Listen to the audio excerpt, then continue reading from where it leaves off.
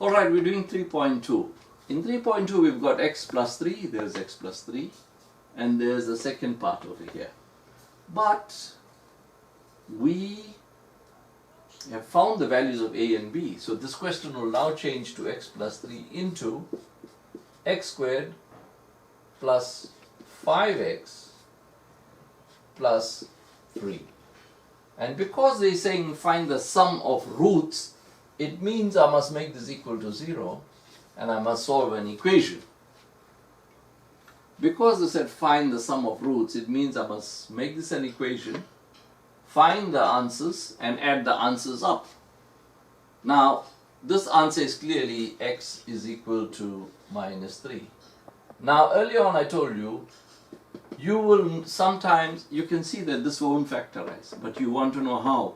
How will I know it won't factorize? Well, here I'm going to show you now how to know it's not going to factorize. So look here, you got x squared plus 5x plus 3 equal to 0. So a is 1. You know that the number in front of x squared is 1. b is 5. The number in front of x is 5. Always take it with the sign, it's plus 5.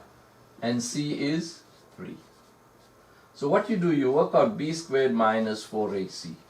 That will give you 5 squared minus 4 into 1 into 3.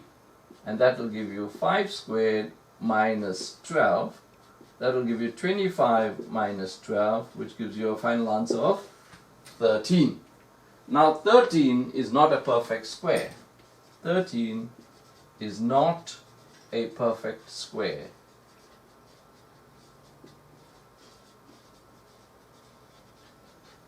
Therefore, x squared plus 5x plus 3 equal to 0 will not factorize.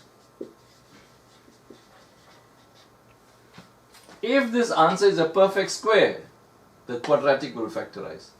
If this answer is not a perfect square, the quadratic will not factorize. This is not a perfect square. If you find the square root of 13 on the calculator, you will get an answer 3 point something something something. So it's not a perfect square, therefore this will not factorize. If it does not factorize, it means we have to use formula. Now I'm not going to do the whole working. You will use formula on this part here. Alright, let's just help you. X is equal to minus b plus minus the root of b squared minus 4ac all over 2a.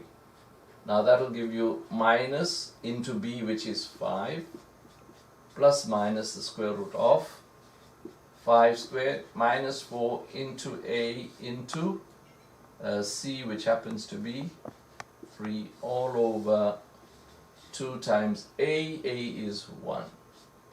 And that becomes minus 5 plus minus the square root of, well, we've already worked out what this is. This is 13.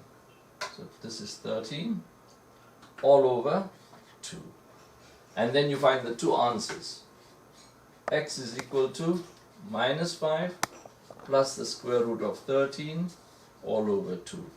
Or x is equal to minus 5 minus the square root of 13 all over 2.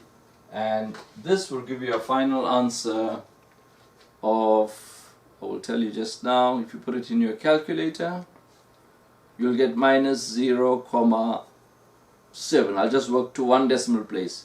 Minus 0,7. You'll get minus 0,7, and this will give you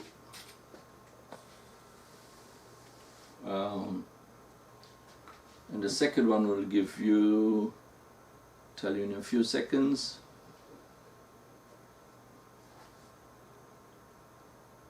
will give you minus 4,3. Will give you minus 4,3. So the sum of the roots